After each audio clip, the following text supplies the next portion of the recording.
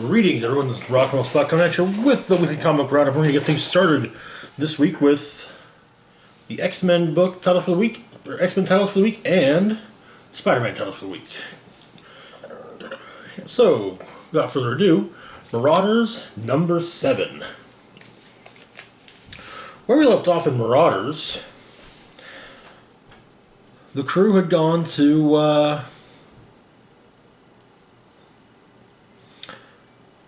Madripoor. And on their way back, they intercepted a shipment of Russian mutant power negating power armor. And so the idea was to take the ship back to Krakoa, have Forge study the armor, and figure out, a way around it. However, the ship had a stowaway. The Black King, Sebastian Shaw, who explained to Kate that he's been thinking, he figures that the reason why everyone's treating her like glass is that since she can't use the gates, she also can't be brought back through the resurrection protocols.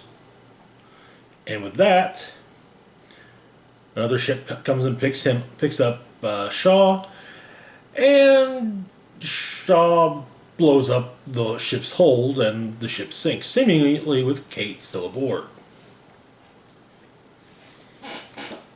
So,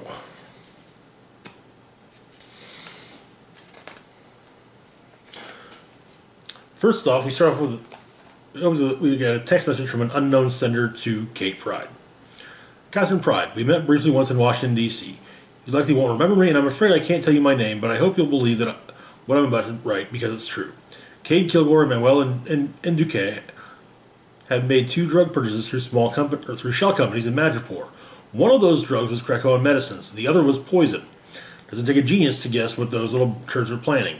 I give you this info in the hope that your people can avert a tragedy that will hurt some already hurting human souls. I don't have the jurisdiction, and Madripoor authorities seem to have been paid off by something new called Verendi. I'll send a second message after this one with the coordinates of the warehouse where I believe the drugs were shipped to. If you're the woman I think you are, you will try your damnedest to keep sick people from dying for something as stupid as hurting your new nation's economy. Good luck. Don't bother replying to either message. This burner phone is going to the Potomac after I hit send. Presumably this is from whoever it is that normally is at the X desk, So we begin at the White Palace not long ago.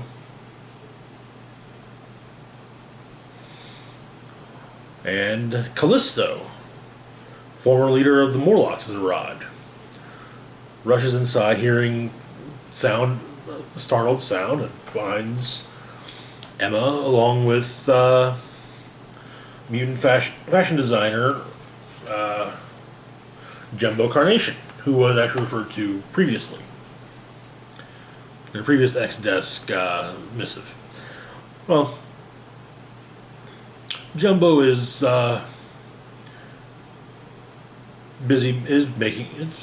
designing new outfits for Emma, and Emma offers Callisto the position of White Knight.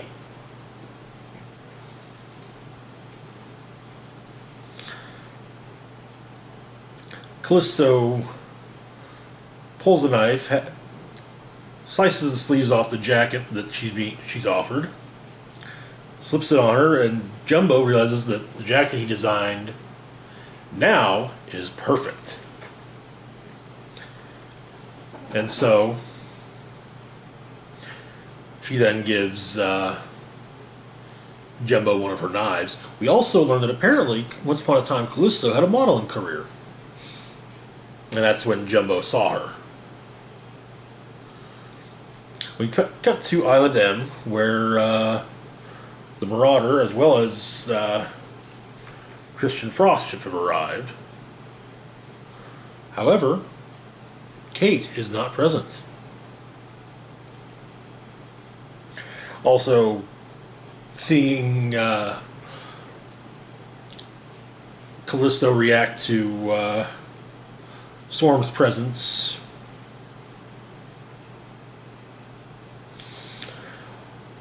Surprises Pyro and makes him realize that's exactly why the brother never finished off the X-Men. Callisto greets Storm by throwing a knife at her, a knife that Storm catches, and then the two embrace, obviously glad to see one another.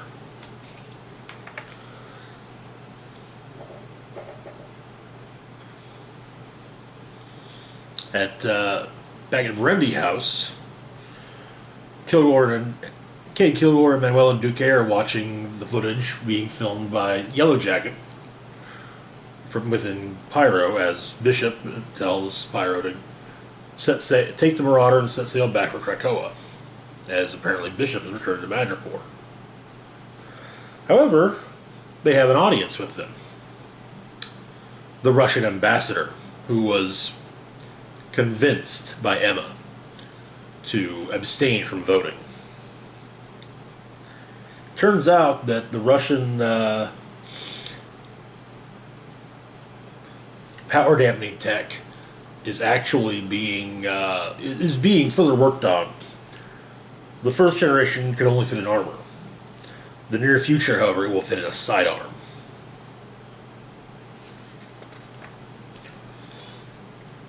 So Bishop returns to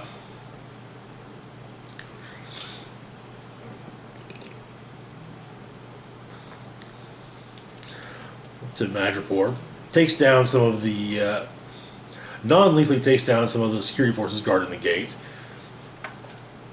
knocks out Nduke, and learns that apparently the ship that Kate was on was salvaged from international waters near Madripoor's home port. So Bishop does the old trick, grabs the unconscious bad guy's outfit and infiltrates the bad guys. Meanwhile, back in Rio Verde, Arizona, Callisto has arrived to see another former Morlock, Mask. For those unaware who the character is, Mask is a Morlock whose power, he's one of the more hideously deformed ones, and if I remember correctly, he is capable of causing deformity by a touch. And I think it's the kind of thing where he can actually control how the deformity would look.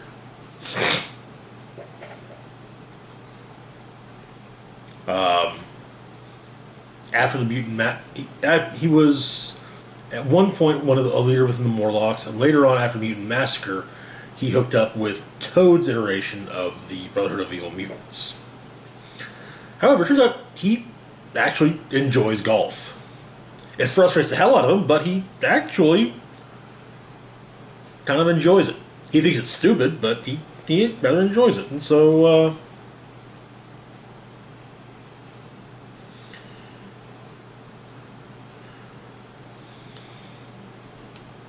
apparently he's also getting a stipend, courtesy of Krakoa. Though,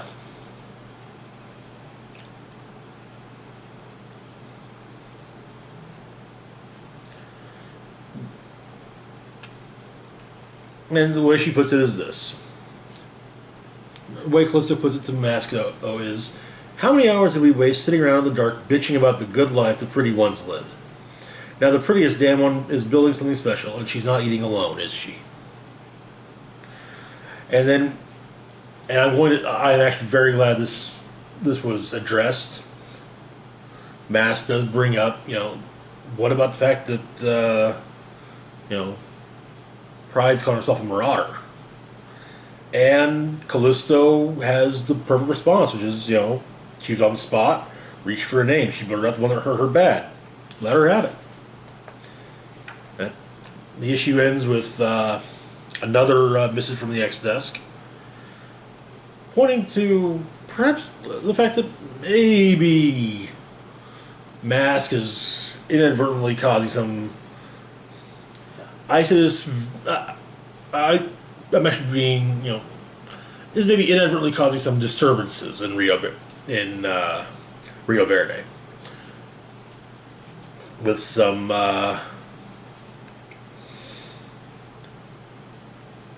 neighbor. Also, it turns out that some marked bills from DEA were circulated towards Krakow and Meds, and they've found their way to Rio Verde, where they appear to be circulating. Some of the emails coming out of the area, however, you get subjects whoever's walking around town in a Halloween mask can cut it out right now. I have young kids and fun is fun, but did anyone see those lights in the sky the other night? What the hell? What? I guess something happened in someone's backyard. And apparently somebody was also swearing very loudly. Possibly in most of these cases it was probably all related to mask. So, back on Krakoa at the council, they apparently have their first deadlock, though part of that being that one member is missing.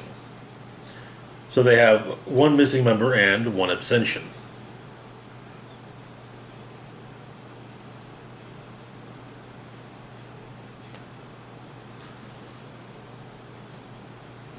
And of course, Shaw thinks that,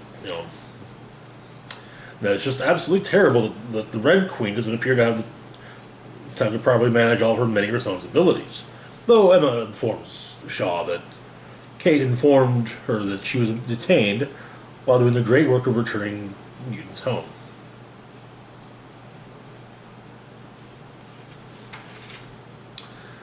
Back in Madripoor Bay, some young fishermen are finding something, or are trawling the waters for anything they can catch,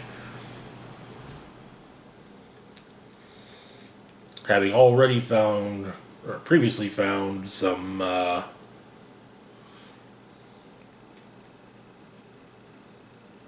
pieces of the mutant boat that attacked Madripoor.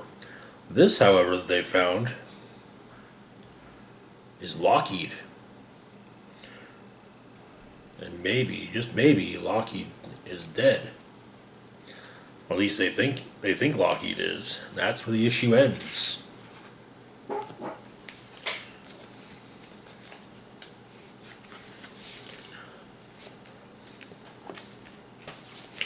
Alright, moving on, we have X-Men Fantastic Four, #1. Okay, so, you may remember, back in House of X, #1, in fact, after Toad, Sabretooth, and Mystique attacked the offices of damage control, Sabretooth was prevented from returning to Krakoa by the Fantastic Four. And then Cyclops came through, asked him, hey, we'll deal with Sabretooth. And the woman pretty much told him to stick it. No, we got this. Okay. By the way, tell Frank he can come. He's welcome home anytime he wants. Well, X-Men Fantastic Four will be picking up on that plot point. So, we start off with a quick overview of Franklin Richards from the perspective of Franklin Richards. Now, he's the impossible boy, the son of superheroes, and not just any superheroes, the great Reed Richards and the powerful Sue Storm. Everyone watched him as a kid and wondered, what will he become? And he thinks it's stupid, putting that kind of pressure on a kid. His parents gained powers. He revealed them. At first, he was the boy who could dream the future. Then, he could make the impossible possible. He could even create universes. In fact, the Heroes Reborn universe, which was created in the wake of the Onslaught mega event, was created by Franklin Richards to save the Avengers and his family, who were sacrificing themselves to stop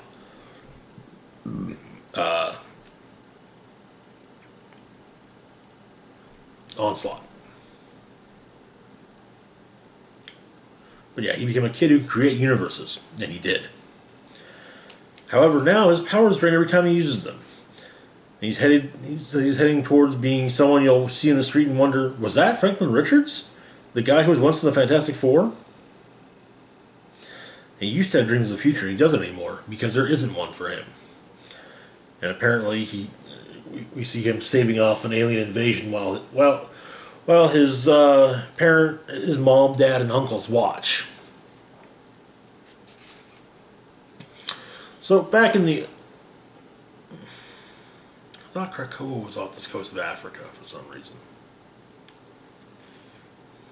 So the Marauder has returned with Storm and Kate aboard. Quentin is being, Quentin. Quentin Quire is at some of the gates and is being, Quentin Quire. The Cuckoos, however, have been sent to go gather Kate for Xavier. And Kate rightly surmises that if Xavier is sending the Cuckoos for her, instead of just calling her psychically, he must be busy. And turns out that Magneto and Xavier are monitoring the situation with Franklin. And it also is explained that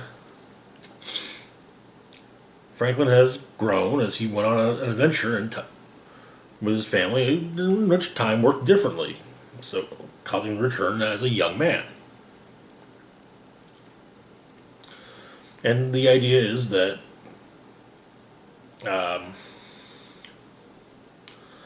since Kate does have something of a bond with Franklin from when they were younger, she should be the one to try to recruit him. Also, she brought some beer for Logan. Back at 4 Yancey Street, the current home of the Fantastic Four, Mr. Fantastic is trying to get an idea of just what's going on with Franklin's powers, but he can't figure it out. And, Franklin's being a teenager about it.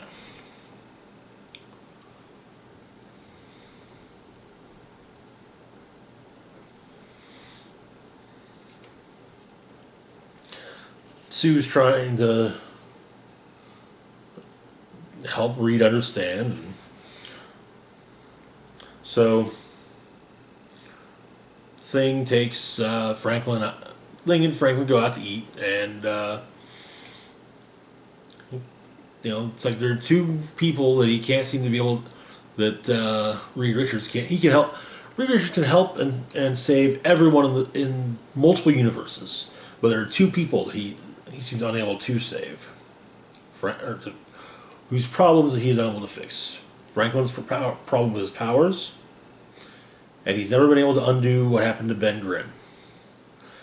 That said, Ben does they have a quiet moment,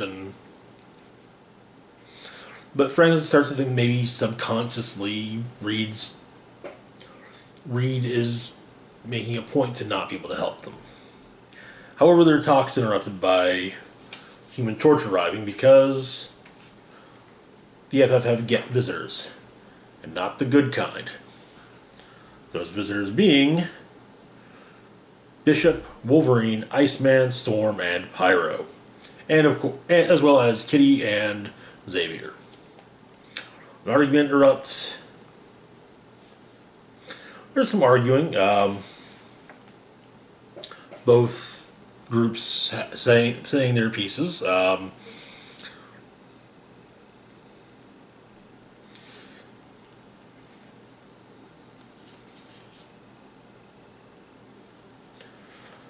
And while that's going on, Kate asks Franklin if he just wants to get out of here. He's like, you know what? Yeah. So they leave. They end up going to Central Park where the gate is. And it's really just a case of, and she asks him on the way there, you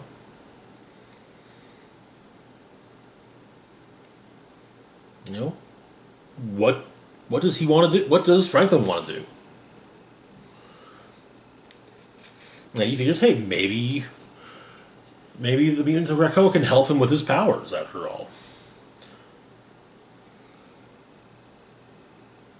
And that no matter what Franklin decides, she'll back him. She won't let Xavier and Magneto push him to do something he doesn't want to do, or his parents do that either.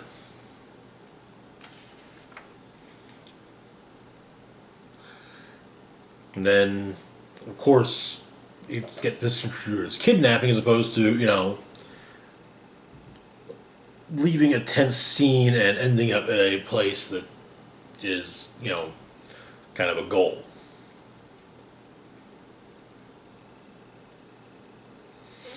Of course, we get, a Fantastic Four X-Men fight.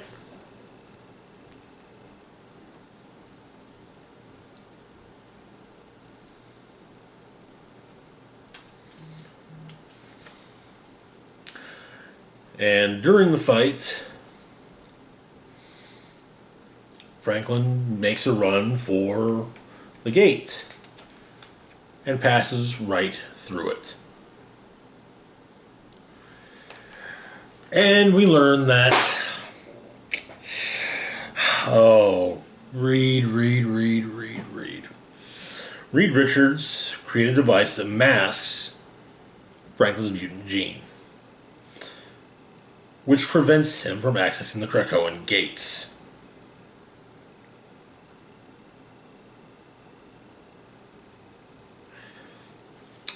And if he was hoping his son would, and if he was trying to keep his son closer to home, probably not the best way to go about doing that.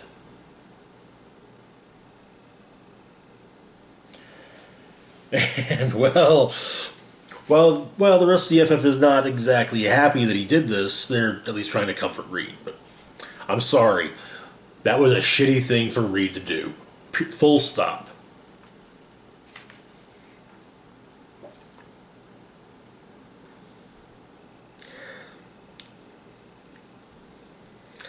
And later on, Ben Grimm actually calls Reed on it. Straight up saying it's hard enough to convince Reed's kids that Reed's a good guy without him pulling crap like that.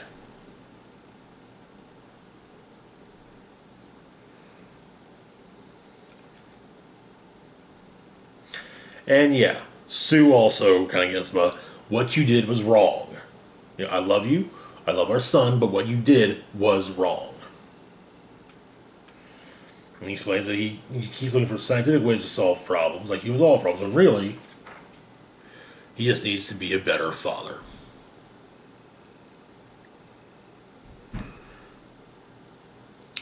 And Xavier's now pretty much positive that,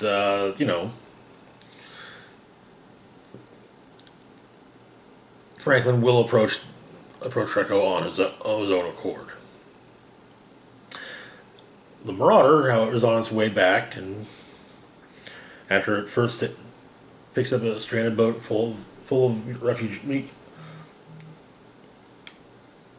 refugees, when two stowaways are discovered aboard. Franklin Richards and his sister, Valeria Richards.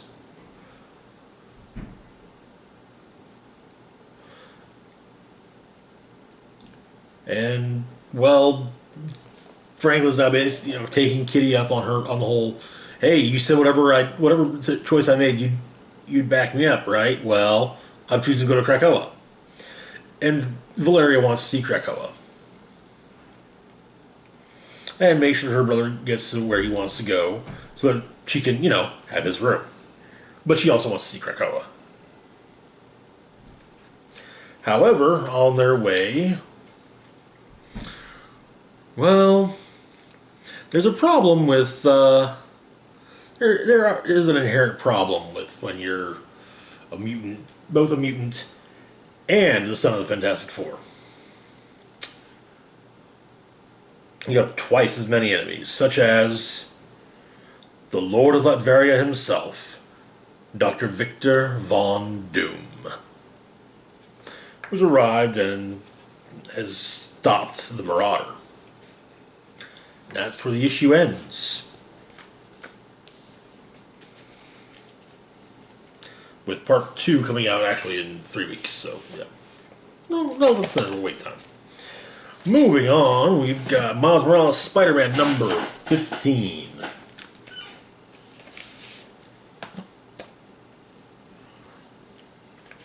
Where we left off, Miles had lost his journal. You know, where he talks about being Spider-Man. After looking all over Brooklyn Visions Academy, the school he goes to, he caught up with some goons that were for Ultimatum, but no journal. And it turns out that the journal is in the possession of none other than the vice principal of Brooklyn Visions, Mr. Dutcher.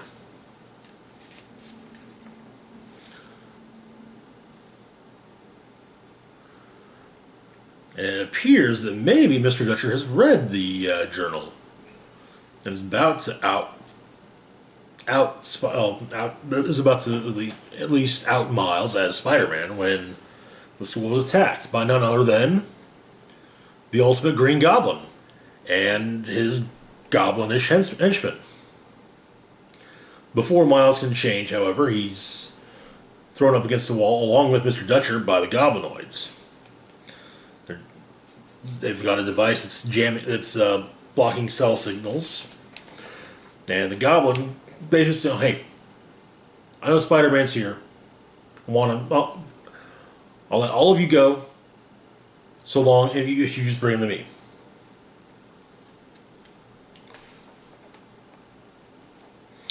And Mr. Dutcher basically redeems himself for the last 14 issues of douchebaggery. By saying, "Hey, the principal doesn't know where Spider-Man is, but I do. He's right here, because I'm Spider-Man." And Gobby smacks him into a wall. However, Ganke and some of Miles' friends bum rush the Goblinoids, creating a distraction for Miles to go stealth and change into his costume. And which is exactly what happens. And so Miles goes after Gobby and all the Goblinoids while everyone evacuates. And Miles also has to make a point during his quipping to not let it be known that, yeah, he's actually a student at the school.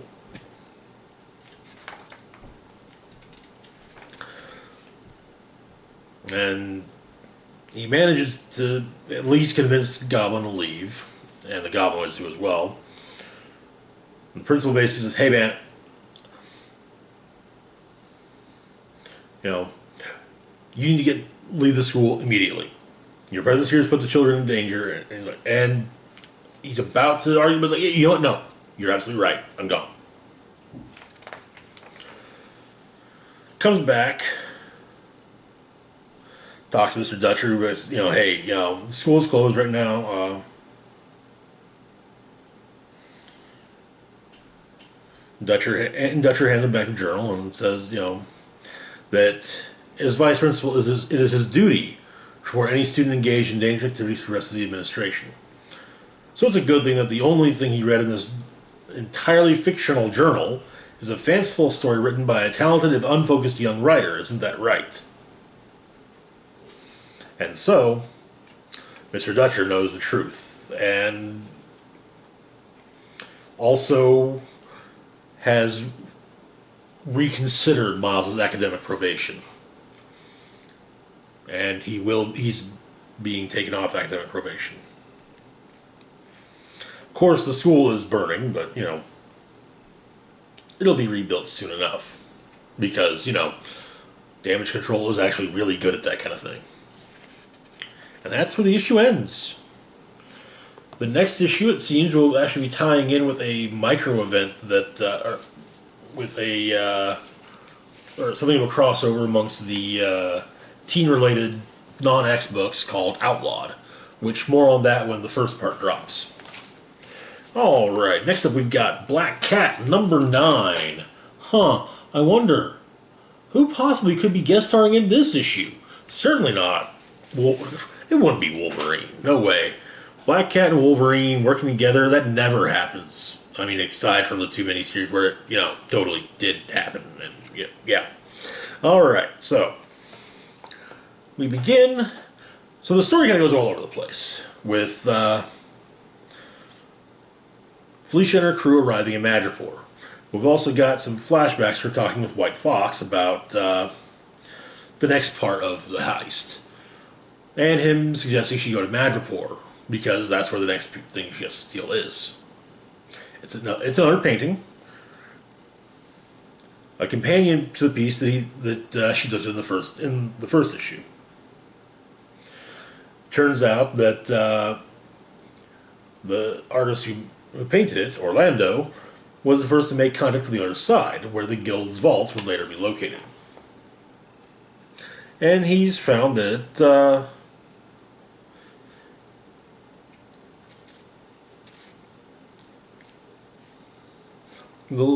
last known owner of the painting, the last known owner of the painting won it in a game of Pai Gow in Lowtown 10 years previously. The man is a mysterious underworld character of no small reputation, a ghost. No photographs existing of the man. It's almost uncanny. The man's name being Patch. Mr. Patch. And so, arriving in Lowtown, she starts asking around. Plus, also before leaving for Madripoor, as apparently the Hood gets asked, Taskmaster gets asked, Silver Sable gets asked. I'm not sure who that is. Moonstone, Orb, Deadpool, Howard the Duck. Howard the Duck's on vacation, by the way. Well, finally, there's a contractor who claimed that he knows Patch.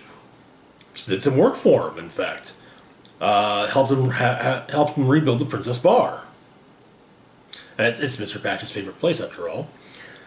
And in fact, they built him a secret room underneath the bar, which he claims is where Mr. Patch takes the girls. So, Felicia breaks into the Princess Bar, finds the secret room, which this is a list of the things that make her heart go pit-a-pit-pat. Priceless treasures, impossible laws, web-print long johns, secret rooms. There's always good stuff in secret rooms. Dragon swords, sealed tombs, hidden bank vaults and thieves' secret stashes, snowflakes that stand on my nose and eyelashes. But when Felicia gets there, well, turns out someone beat her to the punch, as the secret room is empty. All that's left is a business card. However, then Mr. Patch himself arrives. And, of course, Felicia learns that Patch, the underworld figure, one of the great underworld figures of Madripoor, is none other than Wolverine. Her ally by association. He's an ally. He can be counted as an ally of Spider-Man. She is an ally of Spider-Man, ergo they are allies by association. Also, she briefly dated Angel. Really, she did. So, she was somewhat tangentially related. She was tangentially related to the X-Men briefly. So, turns out that Cade Kilgore, leader of Verendi, former leader of the Hellfire Club, is the one who ripped off Logan. And she explains she's looking for, the painting she's looking for. And he's, oh yeah, I remember that one. Hell of a game. But, I mean, it's just gone, the rest of the stuff in here. And so, the two of them team up to get Logan's stuff back. Though, the first part of the plan is Logan buys Felicia a dress. And so they go to the Sovereign Hotel. The most recent acquisition of Kilgore Arms behind about a dozen different shell companies. And Black Cat explains that she avoids casinos. Normally, her little trick with luck, it's an edge over the opposition, a card up her sleeve. Unreliable, uncontrollable, but just useful enough to make the difference. In a casino, everything runs on luck, though.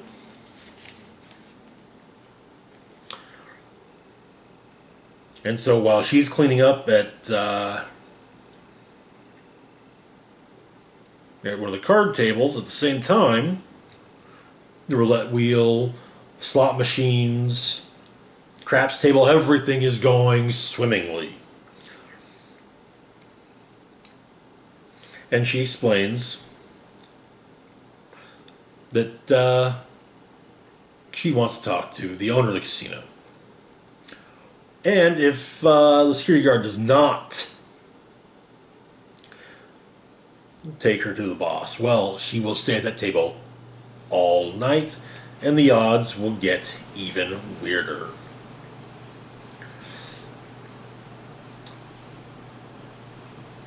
And yeah, in the penthouse, Kilgore's got all of Logan's stuff. So he is surprised to see Logan with a woman who's not a redhead, which makes for a rather amusing joke courtesy of Felicia, story of her life. And so she steals the glasses that Kilgore's wearing, and her and Logan go out a window.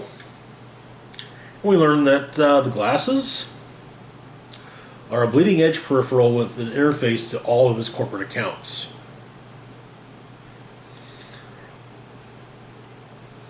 Tells his guards to kill Black Cat, kill Wolverine as much as they can, and get the movers back to bring the stuff to a secure location. And also get everyone that Verendi's got, give them anything they want, and just get Logan and Black Cat. That's where the issue ends.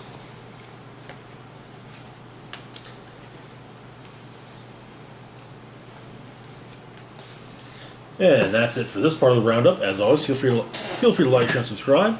Links to my Facebook, Twitter, Patreon, and PayPal can be found in the description box down below. This is Rock and Roll Spock signing off, saying live long and rock hard.